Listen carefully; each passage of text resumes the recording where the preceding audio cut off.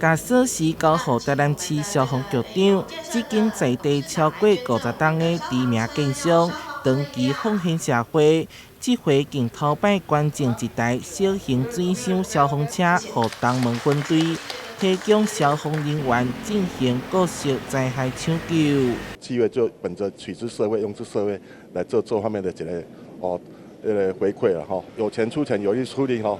大家来共同做这个消防警察的一个后盾啦哈，平常他们真的是很辛苦了哈。消防车辆是消防人员执勤上重要的工具之一。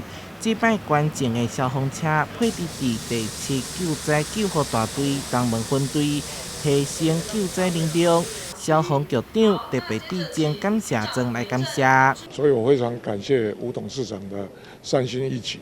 那这一部车我们会好好的来给它应用，跟它保养，来确保市民的生命财产安全。设备如果越专业越完善，我们这个消防弟兄每次出去的任务呢，他们的这个安全系数就会提高。这台车配置多项安全行车控制系统，嘛依照分队的使用需求，打造内部空间，总价值爱437万，绝对是灾害抢救的利器之一。